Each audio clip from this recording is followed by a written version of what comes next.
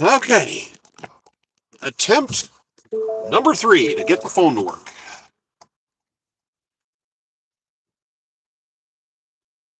Wow. Pulling freaking teeth. Road here. I like to have this phone all set up before I get rolling. So I go through all this rigmarole in the parking lot. Get it on. Come on, man. Get everything going. Get driving. It's showing me some weird stuff. I look over and I'm having a phone call somehow, which is not connected to the phone anyway. So I have to shut everything off just to clear this and start over again. Maddening.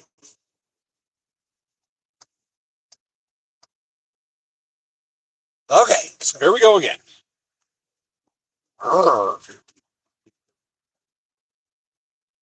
Get back up to my speed here. There we are.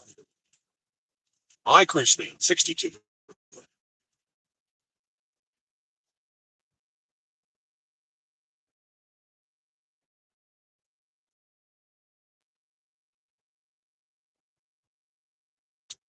If anybody wants to jump on here.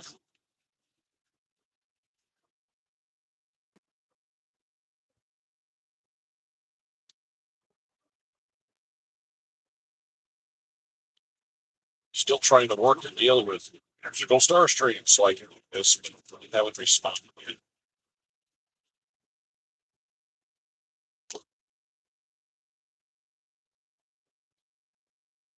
This guy is climbing a hill and smashing on the brakes. It makes no sense.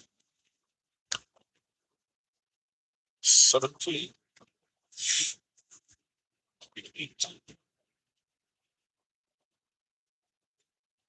Righty. I just got on here. Just got back on the highway. I am in Virginia, northbound on Interstate 77. I've been in the state about 10 minutes. And I have a Jersey run going on. And I really enjoy this time of the day. That's why I like driving. Whoa. This morning when I woke up, I was number 2 in line, number 1 of 2. And I am finding out with my loads, where you are in the pecking order doesn't seem to mean nearly as much as I thought it did. Because there are sometimes people have restrictions, sometimes your van has dimensions that don't fit what you're picking up. So that really doesn't mean anything. So I was number 1 of 2, and then I checked later in the morning and I was number 1 of 1. I'm sitting there going, okay, guys, this is Greenville, South Carolina. This is supposed to be a hot area. I was given a teaser load. A teaser is defined as they offer you a bid on a load and they get you all excited, then you don't get it. And that's when they're using load boards. So they gave me a teaser load to Michigan. I didn't get it. And then a little while later, I got an interesting load. I went to a nuclear power plant, picked up 2 boxes, and drove 120 miles to another nuclear power plant in North Carolina. Got paid really well, almost $2. All right, probably down the road. And got paid really well. Was very happy with that. And our dispatcher, which our company bought another company in the Carolinas somewhere. So there's a Carolina branch of the company. And there's a lady there named Chrissy I really, really like. And I called her, and she got me the little nuclear plant, little box load. And she said, when you get to your destination, which was outside of Charlotte, North Carolina, she said, call me. So as soon as I closed out, the load, and I called her, and she goes, yeah, I got stuff poured in, but I don't have anything this minute. Head this direction toward the highway. So I started to drive. I hung up the phone. 1 Mississippi, 2 Mississippi, 3 Mississippi. She calls me. She goes, I got a New Jersey run. I said, I'll take it. 600 something miles. Perfect. I've been in New Jersey forever. And, she goes, hold on. You are on mini reserve for something else. And she's on, I could hear her talking, and she's on the computer, and she was tapping away. And she goes, I need to get you released to put you on this load. And there's a 3-minute delay. So after 3 minutes, I got the load, and it's one of her customers. So they call her directly usually. But she said in that 3 minutes, 33 different people bid on that load. That's how many vans were out here running new speed.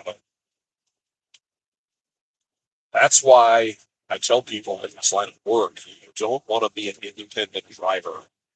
because you are competing against professional load board dispatchers who have connections to the community. They have computer screens. I've seen their offices once. There's like 6 computer screens. It looks like a gamer's paradise with picking up loads and picking up customers and stuff. It's crazy. And there's a lot of networking going on. So if you come out here as an independent, you're going to run on your own authority, you're going to have problems. And a friend of mine who was an independent, I met the guy a few weeks ago in Morgantown, West Virginia. We were both hanging out at the same pilot, and we sat under a tree in the shade with our lawn chairs and started discussing life. And I was kind of telling him what's going on with this company. And he did his first load today with this company. And not only as an independent are you chasing your own loads, something I learned is as a small time independent operator, be it trucks or be it van, the companies that contract you are abusive towards you. They're like, yeah, we'll pay you when you get around to it. And that's something he was running into. Was he was doing these runs and they weren't paying him for weeks. And you're not flipping enough money to cover the bill. So he said, I'm sitting at my house. I need to be out on the road, but I can't go out on the road because I don't have any money to pay for fuel and to pay to go on the road because these guys owe me thousands of dollars. And they just kind of blow you off. Well, like I said, I work with a company I'm contracted with, and they pay me on Friday like clockwork. Everything you collect Monday until midnight on Sunday appears on your paycheck on Friday, like clockwork. And I really like that. And this company I'm driving for has been good to me in that sense. And the dispatchers have been really good and very proactive finding loads. I am impressed with their operation. This company they merged with, they the lady there that I like talking to, she have some of her own customers she can call directly. And a lot of the stuff that they have doesn't go to a load board; it just goes to them. They just call, and that's one of the advantages of trying to move a bigger company is you have that network. And, I've been very happy with this operation. Very happy with what I'm doing. And something is off topic, but something I ran into Toledo, Detroit's a mecca for this kind of. And I've run a zillion loads to Ford, which goes on forever between Dearborn and Detroit. Their their plants up there go on forever. One of the plants I didn't realize this was recently. Dearborn had the River Run plant, which was the biggest building in the world during World War II, where they were manufacturing B-24 bombers. And they said this place was a mile long and had so much real estate inside of it, it literally had its own climate, and clouds could form inside the factory. Can you imagine a factory that big? But Ford it was a Ford plant that had gotten retooled and expanded to make B-24 bombers. And at their peak production, they were kicking out an airplane every 63 minutes, completed airframe, which is insane. But I've been up to these Ford plants, and they are humongous. And there's multiple setups where they'll say, go to building so-and-so, and you drive 15, 20 minutes to get to that building when you're on the plant property. I have been told, oh, you need to go to this other plant. You need to go out, exit the gate, get on the on-ramp, go down the highway 5 exits, get off, and then go in there. Like, gee, so I mean, these places go on for days. But something I learned that kind of blew me away is I talked about this the other day, and I'm kind of rolling this into something that I remembered recently.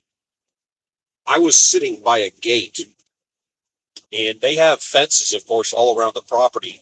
And on the inside of the fence, there's those concrete blocks that you see on the interstate. They block the road when they do construction. Every fence on the property has one of those concrete blocks on the inside. It's kind of like, that's hardcore. And while I was at the gate, ready to go in, there's a guard shack and there's a big heavy arm that goes up and down, the gate. And there was a woman in a relatively new Ford pickup sitting in front of the gate. And all of a sudden she moves forward, the gate opens up, a vehicle drives out, and then she immediately backs up and the gate drops. I'm like, well, lady, why don't you just go park somewhere else? That's kind of silly. You're blocking that. And it kept happening. I was sitting there for a while, and she kept pulling out of the vehicle, and she'd back up.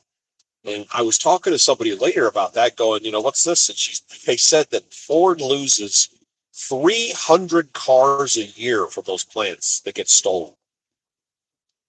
And what people will do, and I don't know how you hotwire or get the keys, I don't know how they're doing it, but they would get like 10 vehicles, and the first vehicle would be used to ram the gate or the fence. And then the rest of them would tear out of there, and they just abandon the first car. And they kept having to change the way they protect the place. But can you imagine that, losing 300 cars a year to theft, where you have to pay an employee to literally drive a vehicle 30 feet over, 30 feet back, 30 feet all day? I mean, that's nuts. And while I was sitting here thinking about that, I went to flight school with the Army, 1989, 1990.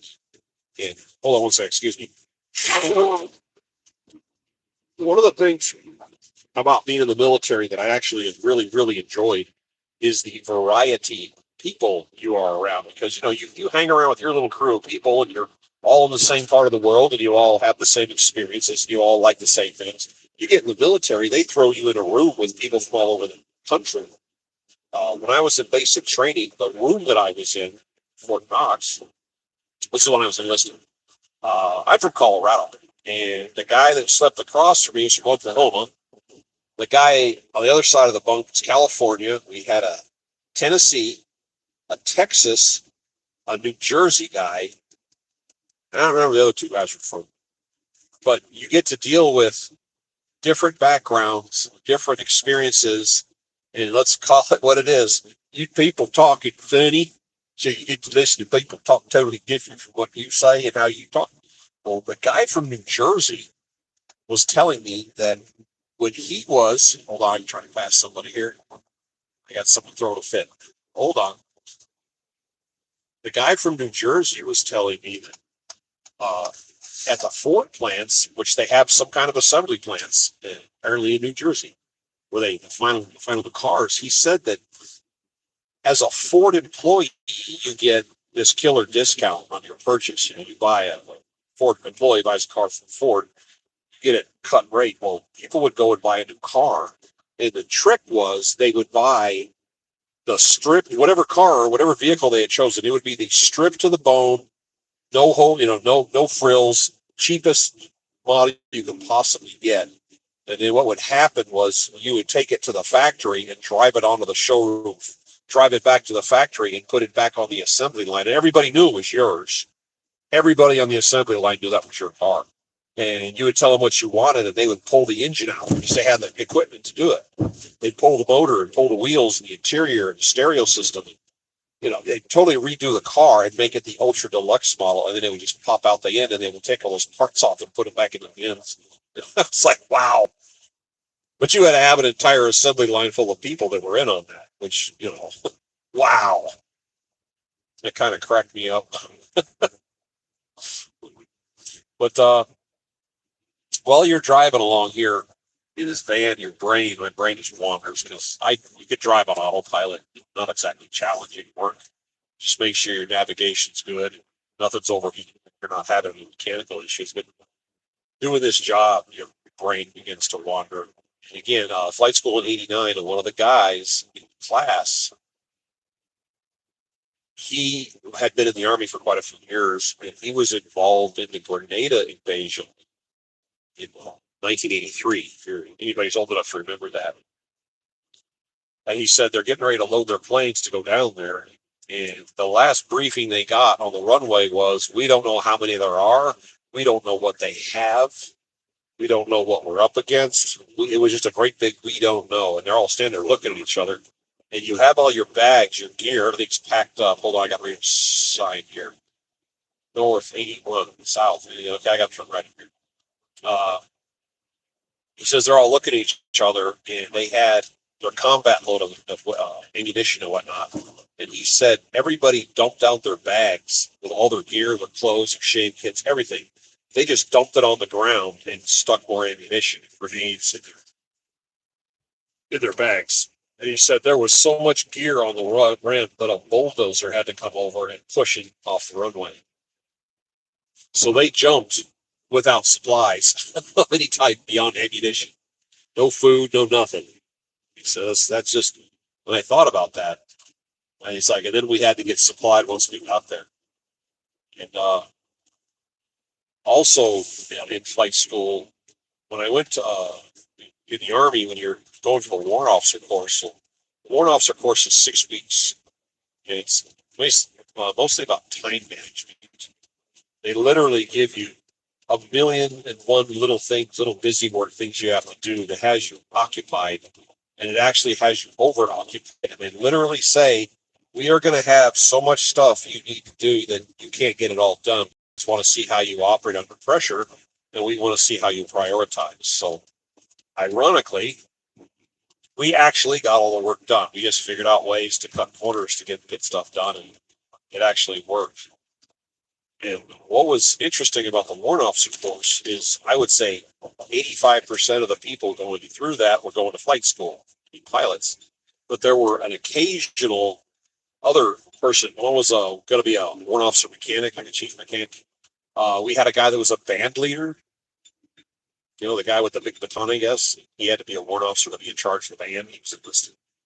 A lot of the people there were physician assistants. How that works is you have a doctor on the street, and they join the Army. They go to basic training for 8 weeks. They go to the warrant officer course for 6 weeks, and now they're in the Army Reserves as a quote physician assistant. And they owe the Army 1 weekend a month and leave, blah blah blah, and they pay off all their student loans. So think about your medical school student loans. That was a trade-off, and they were reservists. And the concept was, if a war kicked off, you would have this pool of street doctors you could pull into service. It was kind of a good deal. But when you go into the warrant officer basic course, forget me, you make a turn here. There was a couple of exceptions, but generally speaking, everybody in that class had been in the military, but they would try to treat you like a raw recruit, which doesn't really work when you're not a raw recruit. And you have to shave your head back to nothing. And then they're trying to treat you like you're a newbie off the street, like a drill sergeant. Problem is, they're called a TAC officer. TAC stands for training and counseling. There's only one of him, and there's like 35 or 40 of us. And he's trying to do things against us, and we're turning around and handing it right back to him. You know, it's the military. If you've ever been in service, you know what I'm talking about. You play hard. And he's trying to mess with us, and we're screwing with him back, which I could tell you some stories about that. But what happened in the course while we were there is, you know, we're all showed up, and you've got your uniforms, we've got our shaved heads, and we're standing in formation. And they put the class together. Before the class formally starts, you're called the Snowbirds. You're in a non-class, and our class was red flight, called Red Horizon is what they call us. And, where you go out and stand in formation, and one day, like the day we started, another guy shows up, and he's wearing a uniform. He's a warrant officer candidate, and we look over at him, and this guy has a scraggly beard that hangs down like 2 feet, and it's being held together by hair ties. He's a white dude. He's got dreadlocks pulled back, big bushy dreadlocks pulled back on his head. And he's standing there in uniform, and your name tags. One side says Army, one side has your name. His had Army, there was no name tag on each side. And we're standing here, and that brought up that song from Sesame Street. One of these things doesn't belong here. One of these things is just not the same. This dude stood out like, oh, what the, what turns out, this guy was a Delta Force operator, which is like, you have to hear about Navy SEALs, that kind of Green Berets. This guy's on the next level above, and he had a couple of interesting things to eventually tell us what's going on. But going back to the Grenada invasion, he was the first combat soldier on the ground in Grenada before the invasion happened back in 1983, and he literally was down there in, I think he said 12 or 17 days before the invasion. He was brought in by submarine that kicked him out, and he went in, and his cover was his appearance, his scruffy cover. And again, if you're old enough to remember, the Grenada thing was a communist takeover trying to get a toehold in the Caribbean. They needed to get rid of the government down there, so they invaded, kind of wiped the government out, and put the legitimate government back in. But there were rabble rousers, communist, pro-communist rabble rousers, and a bunch of Cuban troops on the ground. And his job was to get rid of the rabble rousers. He literally was armed with a 22 silenced handgun. He went down there and took out all the problematic people. He basically eliminated them. He said he went to a radio station and walked in the station and went, "You're not going to be talking on the radio anymore." Other people, bouncing around. And I just thought that was, here's somebody say this, like, whoa, tip of the spear stuff. But anyway, I got this load. I'm in Virginia, and I went by a welcome center, didn't stop. But we're now on 81, and it's my next turn off of 81, 350 miles. This has me getting there at 2:30 in the morning, so stops, I'll probably get there around 3. This is due at 8, so I'll get a few hours of sleep tonight. I'll stop a little short at a rest area on the probably a Pilot Flying J truck stop, but that's my plan for now. Oh, it's a lot darker outside than the screen shows. It's kind of weird.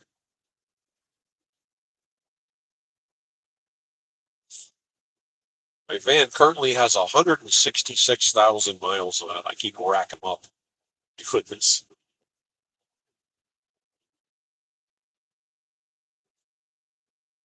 That thing pulling onto the highway in front of us is what I'm driving. Literally, same van, except it doesn't have the garbage on the roof, though. He's turned his lights on.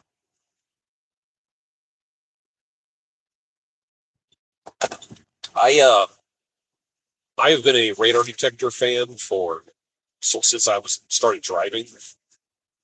Uh, After I did the cannonball back 5 years ago, wow, 5 years ago, my driving has changed, but I still run radar. I just have it. Kind of feel naked without it. If you've ever had one, you'll understand.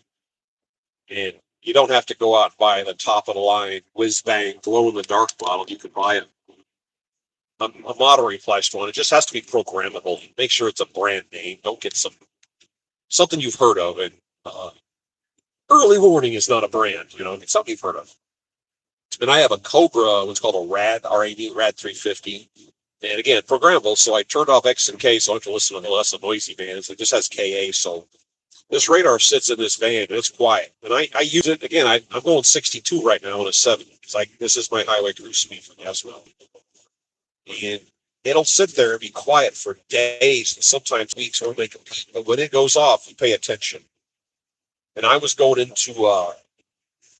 do my drop off, and I had to get off the highway. I turned off an interstate onto a highway, which is 2 lanes and a concrete flat area, that another 2 lanes. I'm starting to go up a hill, and the speed limit was 45, which was strangely slow for where we were, but I was accelerating slowly up the hill. Again, I'm always playing the gas mileage game, and the radar started going off.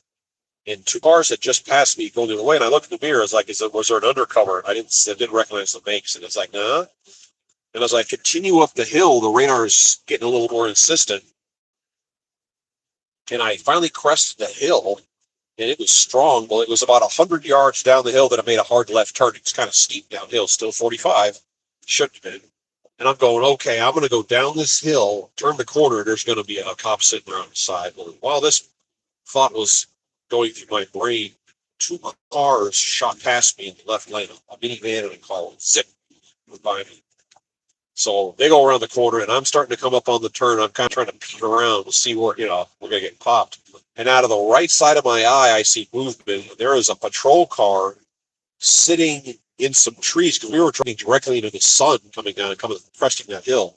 And he's sitting in the trees, in the shade, completely invisible. And he pulls out, drives across like a grassy area, over a sidewalk, and then bumps off the curb. And he comes out, and I'm thinking, the guy's not excited about me, is he? Because I wasn't going fast. And he came out, went right around me, and he pulled both of them over at the bottom of the hill into a parking lot. And as I'm looking, there were, I think, 3 other cars in the parking lot and 2 other highway patrols sitting there. It was literally highway patrol doing it. So they're just sitting there in this little fishing hole, knowing the speed limit should be higher and knowing people are going to come down that hill.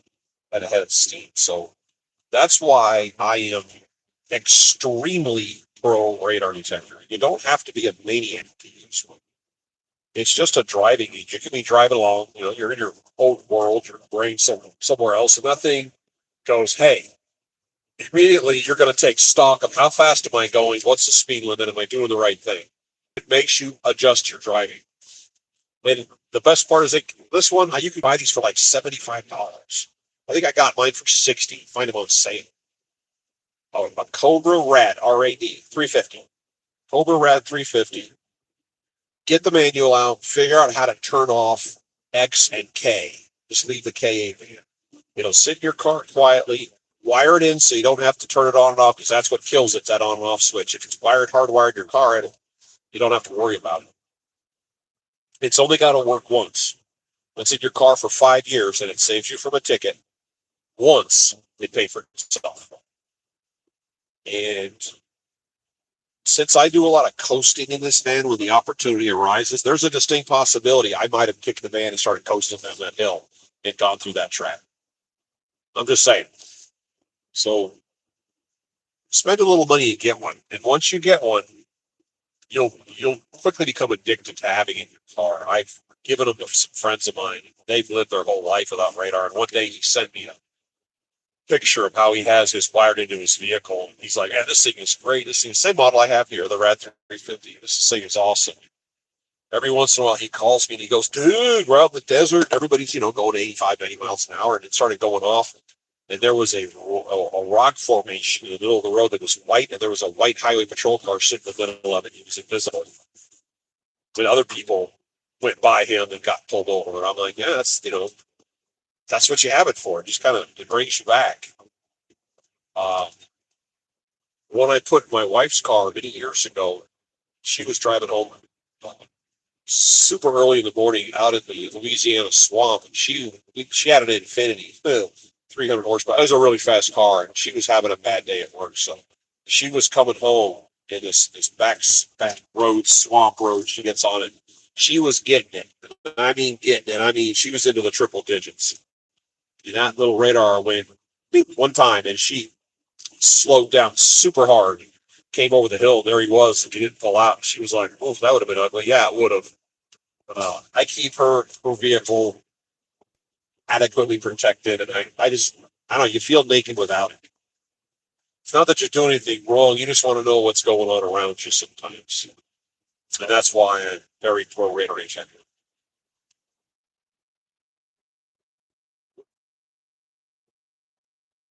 These trucks come up on me hard, and they go to pass, and then we hit a hill, and they disappear. Oh, and I stopped. I needed to get something to eat here going down the road, and you kind of don't eat really well out here when you're driving. There was a pizza. This was convenient. It was a pizza, off-brand pizza joint. And I walked in there, looked at the menu, and they actually made spaghetti. And I tell you what, if you want to set a trap to catch me, make it spaghetti, then I'll show up. I mean, pretty quick, I'll be there. Because I am a spaghetti hound. So I haven't had actual spaghetti now in quite a while. Never on the road. And they made it wasn't great, but it was okay. It was passable. Spaghetti with meatballs, and they gave me some garlic bread. I'm like, all right, this will work. So it made me feel it. Now I'm back. I ate that before I got on the road because if I tried to get going down the road, I'd have made a miss. So I just stood outside the vehicle. Anyway, motor to New Jersey, I am carrying a 400-pound pallet with drapery material, literally curtains, big spools of drapes. I don't know if it's got a specialty order or what it is, but it's in the back. It's heavy, but I can slide it around a little. And I still have use of my bulk. That's a big thing.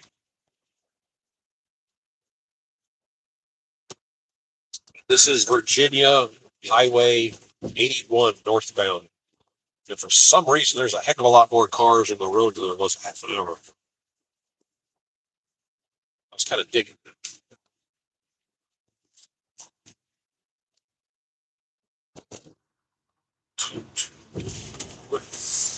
Got people on here. Where's everybody tuning in from? I'm kind of curious. I always ask that question.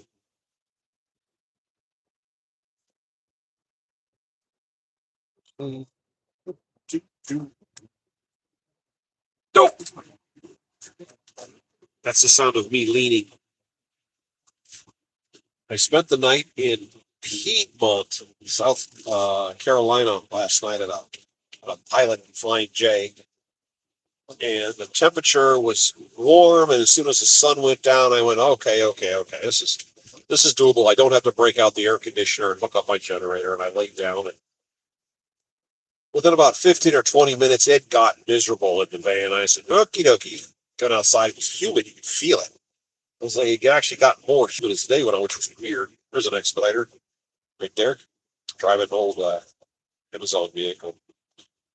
So I popped out the generator, hooked up my air conditioner, did everything, fired it up, got in, went to bed. It ran all night.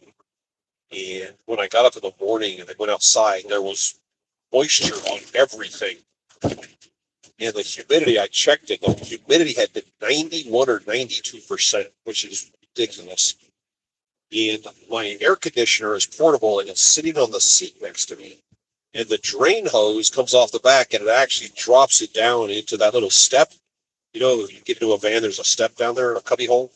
Well, this drains the water into that step because it's sealed. You know, there's a gasket between you and the outside, but it doesn't come into the vehicle, it just pours in there. So it'll fill up and then you open it, a little bit of water sometimes falls out in the morning. Well, I got out and looked at the side of the van. There was a trail of water moving away from the vehicle. And I went, huh. And I opened the door, and when God is my witness, a half a gallon of water fell out. I mean, it went whoosh on the ground. I'm like, whoa. Okay, that's serious. And I came around to the driver's side. I opened the door, and the seat felt wet. And the armrest was wet just from humidity. Absolutely insane. So the best part about what I'm doing right now is I'm getting north. I am northbound. I am getting away from the heat. It's going to make setting up and breaking down a way lot easier. And I'm getting back up towards the core, which is good. And the only other time I was in Jersey, and I couldn't take it because I had to go meet the wife, the trip that didn't happen, was a run to Houston, which is where I wanted to go. So maybe that pipe fantasy will come true again, and they'll have something for Texas, and I can go home for a couple of days. That would be wonderful. But gotta wait and see what happens. How you doing, Maria? I am. If you're just jumping in, I am on Interstate 81 northbound in Virginia. Got a load out of North Carolina heading towards New Jersey, Morristown, New Jersey. And I've only, in my life, I've set foot in New Jersey twice. First was in 2020 for the Cannonball, because you got to go through New Jersey to get to New York City and then trying to go back. And I actually stayed in a hotel there, real nice industrial area, which was weird, but it's a beautiful hotel. And then I took a load there once, and they were offering me a load from there back to Houston, which would have been cool, but I couldn't take it because I had to go to Beckwourth, New York to meet my wife on the trip that never happened. But maybe they could find me a Texas run. That would be kind of cool. I have no complaints. This is 600 miles of fun right here. And I am 333 miles from my next turn, so I get to stare at this road for a while.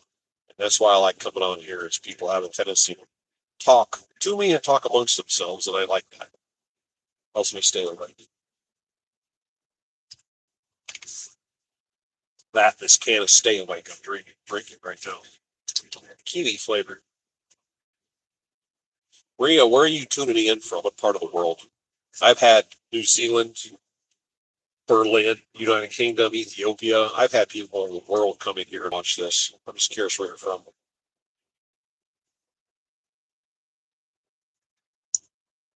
Mug.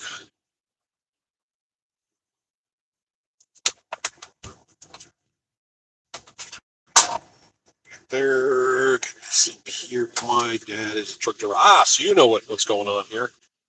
That's cool. Yeah, this is expediting. This is low grade truck driving. Kind of the same job. It's just I'm in a van. USA. All right, cool. The advantages of doing this over trucking is you don't have to fight for parking. You can drive the van to the grocery store, you can drive the van home. The operational cost of the van is a fraction of what a truck costs to drive and insure. I'm paying I pay $2.62 for gas, and diesel around here is about $3.70. I get right this particular second, I'm getting 21.2 miles per gallon, and it's climbing. So the operational costs are less. Tires are cheaper, insurance is cheaper. And when you go to a shipper or receiver, you don't really have to wait in line because you're only there to get one thing. And if they're using the van, it's something they want right now. So you kind of get to go around the lines because they can load it or unload it in one move. It doesn't take 15 trips in and out of the trailer. So shippers and receivers like to have expediters just kind of get out of the way and load done. And you don't have to keep logbooks, which means you could rich bill. Yeah. Oh yeah, I make all that transportation money. this pays okay. It's not lighting the world on fire, but it keeps the bases covered. And it's not strenuous. It sucks being away from home, but that's like dad's doing. But it's it's not a stressful job. It's pretty routine. I get to meet a lot of people, and I really enjoy that. And I tell jokes. And I use a lot of the same material on everybody, and they seem to react positively to it. They enjoy the interaction. They enjoy me to talk with them and laugh with them and stuff. I'm bouncing around the United States, meeting all these people, and 99.9% of them are really good. They're all ethnicities, all backgrounds from this country, or other countries. They were brought up differently. They went to different kinds of schools. And you talk to them for a while, and you kind of get a sense of what they're like. 99.9% of the times, everybody's outgoing and friendly, and just easy to work with. And then every once in a while, you meet the Karen with a jack wagon, and I bump into those guys occasionally. I had one. Here's an example of a jack wagon. Company got contracted to go grab a FedEx package that had to get somewhere, and some reason they couldn't cover it. Oh, I'm a dad many times over. So I had to go to this FedEx facility, and I had a pickup number and blah, blah, blah. And I get there, and there's a gate guard, and I couldn't get past the gate guard because apparently he thought he was like the CIA director, and the company had to approve everything through him. And since he didn't know anything about it, he's the gate guard. So I had to sit outside the gate while phone calls flew around trying to, let me get in. And ultimately the place closed. And my company, my boss said, forget it. And I went on about my day. And the next morning I get a phone call from the person I was supposed to be delivering the package to, the package I didn't pick up. He calls, he goes, hey, where's my package? I go, you got me, dude. I couldn't pick it up yesterday. He goes, what do you mean? They wouldn't let me through the gate. Gate guard with all the phone calls, wasting time. We never accomplished anything. He hangs up, and about 5 minutes later, I get a call from that FedEx office, their head honcho, going, what's going on? What I don't know. A customer said you did. I said, yeah, your gate guard wouldn't let me through. And we made all kinds of phone calls, couldn't get past him. So I guess you guys are out of luck. And then about a half an hour later, I get a phone call from the gate guard. Hey, dude, you're trying to get me in trouble. I said, no, people are asking me what the clusterfuck was all about, and I told them, it's because of you. And this is your fault. And they asked me, how else would I describe it? And he was all, man, you're going to cost me my job. Oh, well, you're interfering with the company's business. Oh, well. So that's one guy I ran into. He was a jackwagon. Down a little bit of a hill here. Not enough to get a good coach. When I get an open road in front of me, I coast. A downhill slope. Why would you ask if I was a dad? Between my wife and I, we have 8 children.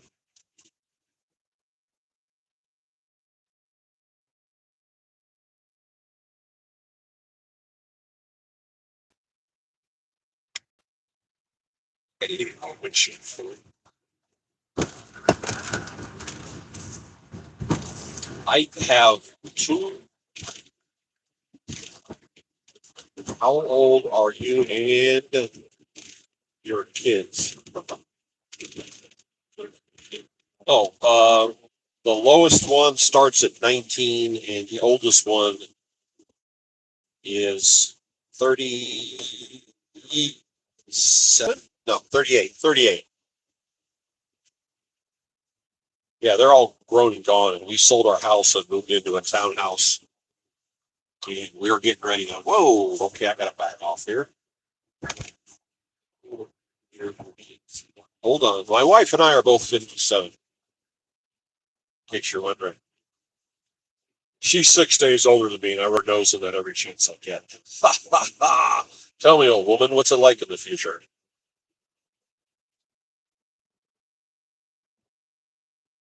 Yeah, there's a lot of cars on the road.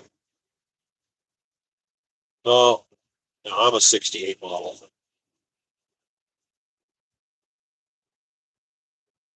E 67? No, 57, not 67.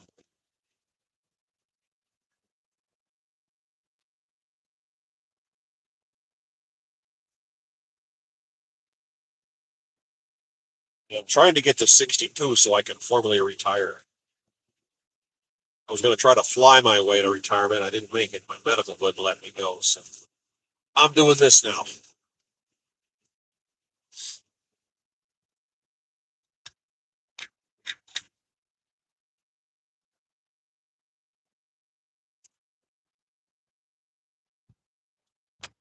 Yeah, I'll be there soon enough.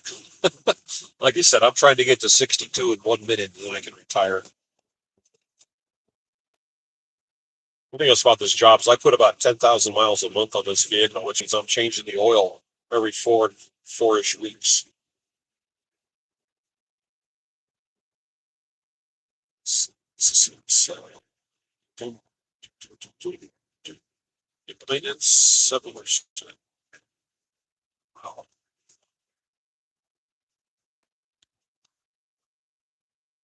Yeah, I don't know how old you are, but when it comes time to retire, you need a plan where you can retire as soon as humanly possible.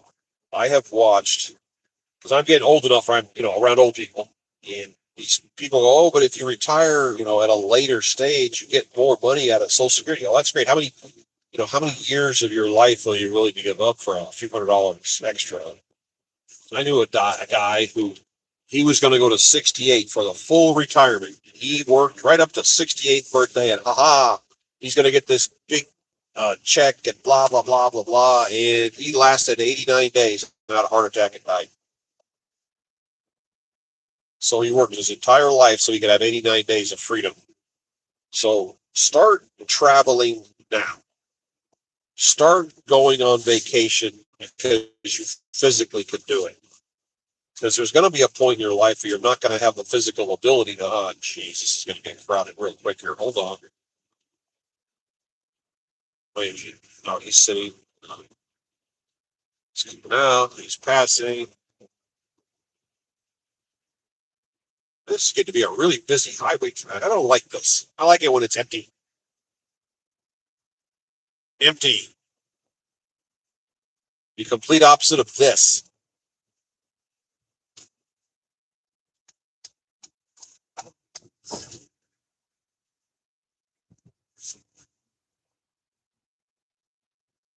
Hold on. Yeah, my uncle drove truck from the late 1960s up until about 2016 or 17. He physically couldn't do it anymore. And he died in 23. But he lived to be 76 years old, which was a little, I'm not being rude here, but it was a little bit of a surprise. He sustained himself on unfiltered Camel cigarettes, coffee, and potato chips.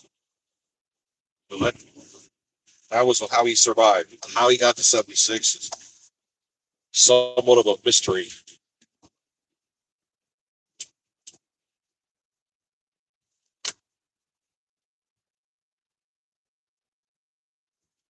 Yeah, it's much brighter on the screen than it is looking outside. Wow. Oh, okay. Hey, thanks. Thanks for joining. I'm trying to build up my numbers here. If I can get enough people to pay attention to these streams, I can actually monetize my channel. Recently, I haven't gotten a lot of activity. I'm trying to get some sound on here. There's a particular type of music I would like to play, and I'm trying to figure out how to get permission to use it. And I would like to be able to let it roll. And I actually contacted the producer on it to see what he said. So far, he hasn't responded, but I got to get there. All right. Well, cool. Well, thanks for tuning in. Most of the people that come in here want to see what it looks like out here, driving around the country. That's why they're. And sometimes people ask questions, which is cool. Get discussions. You are lagging. Sorry, it's not showing an interruption on this end, but I apologize for that. Sometimes it actually cuts out and comes back and reconnects. So there's no pattern to it.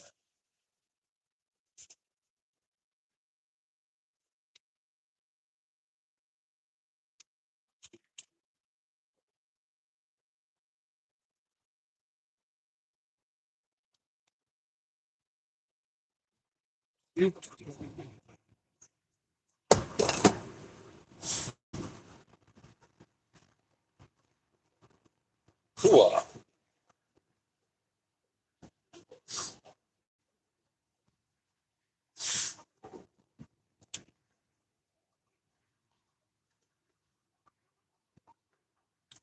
I was talking about that plant in uh, River Run plant in Dearborn, Michigan, the 1 mile long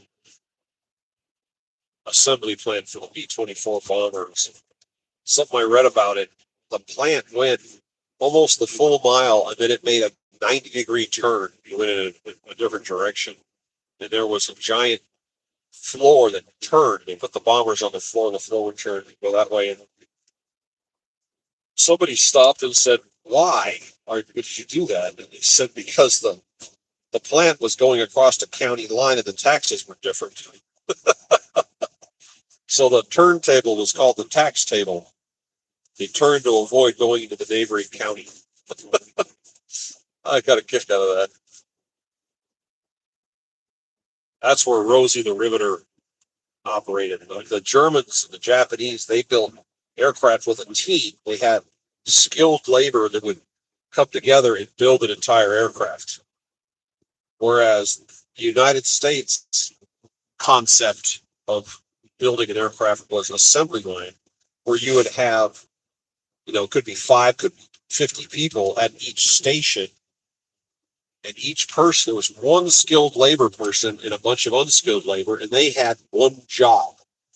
And they just did the same job over and over and over again. Put this part here and put it next to this part, and then you guys put these bolts in it and attach it, and it goes down the conveyor belt. And then you do it again and again and again, and then it goes to the next person, and they flip it over and attach it to something else. And then the next person gets it and attaches a component, and it gets bigger, and it just keeps going down the line. And as it goes down the line, everybody touches it. Everybody touches that part. Everybody does something different, and all of a sudden, an airplane comes off the backside. That worked with ships, airplanes, tanks, weapon systems, everything. Assembly line. And it worked like a charm.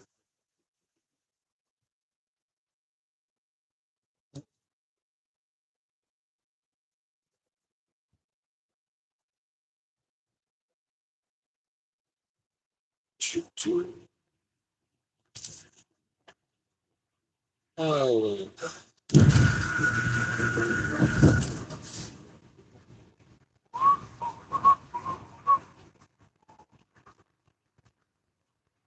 I saw a guy on YouTube just yesterday had a belt-fed machine gun that shot 22 rounds. But he was holding it. He had some metal plates, and he was plinking it. I mean, plinking it to death with a 722. And I was like, I'm jealous. I want a 22 caliber machine gun. It's cheap to shoot.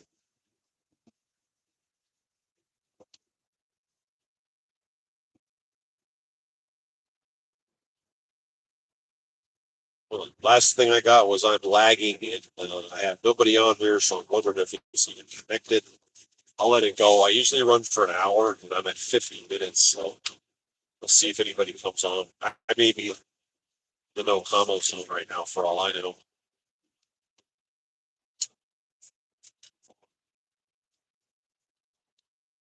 Over. Switch back. Yeah, I was driving through South Carolina, and I've got my two little aluminum bottles I drink water out of. Going through South Carolina, and I whip into a rest area because I'm running out of water, and there's usually a water fountain with the bottle, filler. Not only did I not find a fountain with a bottle filler, I didn't find a water fountain, period. And I stopped at three of them, I think. And that was frustrating. So today, I literally had to go buy a gallon jug of water, and I usually don't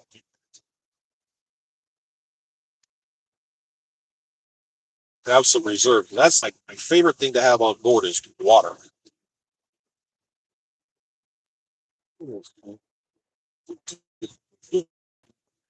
Well, just creeping up. I'm at 21.7.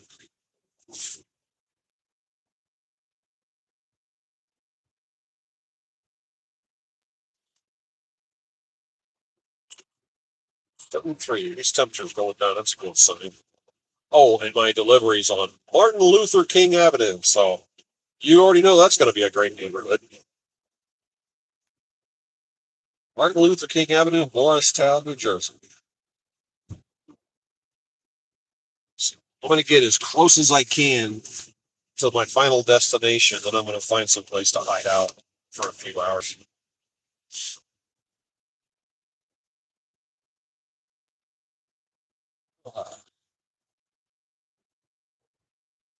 Since last message, you are lagging. Luke Skywalker. Your stream is lagging. Come to the dark side where our stream does not lag. The Force is strong with you.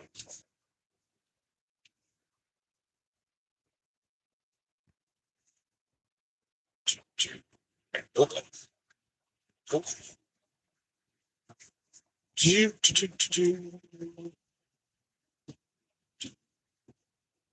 Yeah, you drive a truck, you got to sit there and watch your time. You got to watch how much driving. I think you could drive 11 hours in a 14-hour envelope, and then you have to be stopped somewhere. And that sucks because that clock, it's digital, it's like satellite connected. They know if you're moving or not. This job, it's like driving a car. Expediting, you just jump in and go. And if you want to drive for 10 hours or 20 hours or 30 hours, you can just go ahead and go.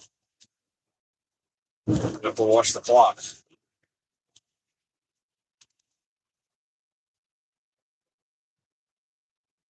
YouTube. Oh.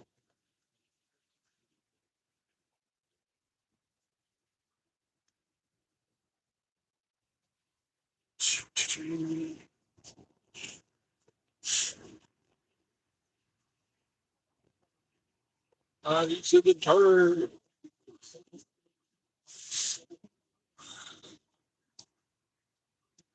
And he's making a left turn. And he's making another left turn. And he's making another left turn. That's why they call it NASCAR.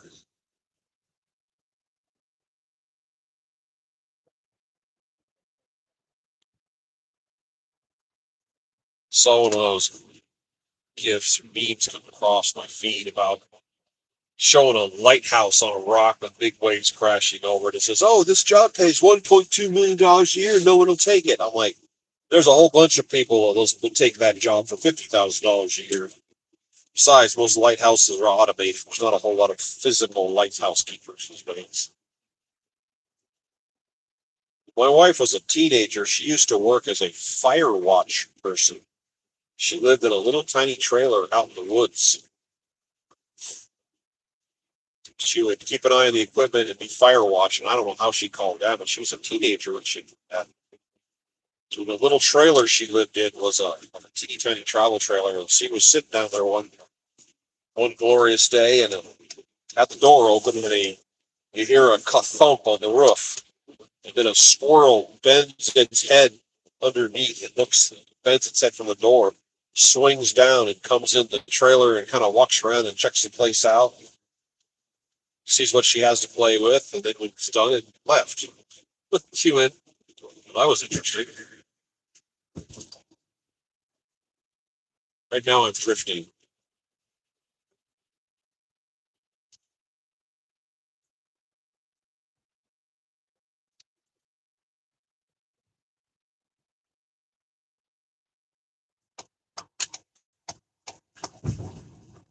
Right, making the turn.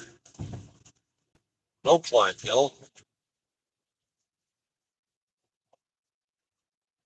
Going up a hill like this, you're gonna go right lane. You gotta watch your six because there's a trucker back there and he got up ahead of steam. You get up this hill, you don't want to be in his way if he's coming up on you on a hill.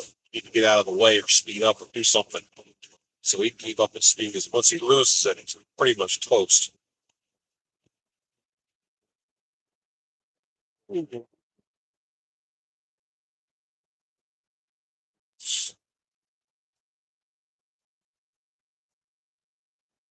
Six. Another hill. Another hill.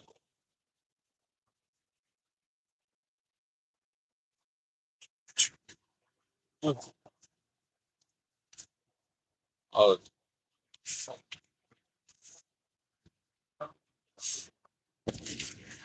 had to take an allergy pill because my nose starts running all over my face. The only problem with that is the allergy pill makes me tired. That blows.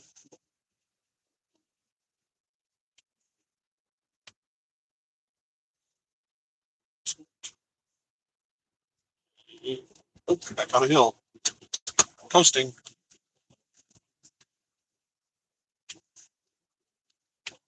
Coasting and I'm picking up speed. So my gas mileage goes up at 22.2 right now.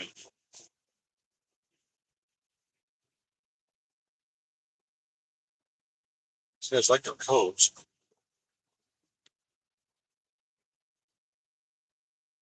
Four. And another hill. Yeah, there's a lot of vehicles out here right now.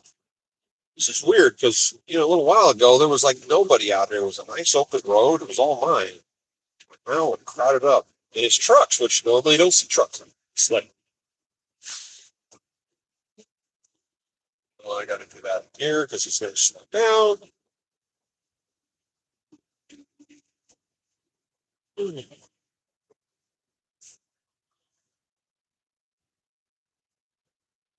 Another Expediter. Right there on the left.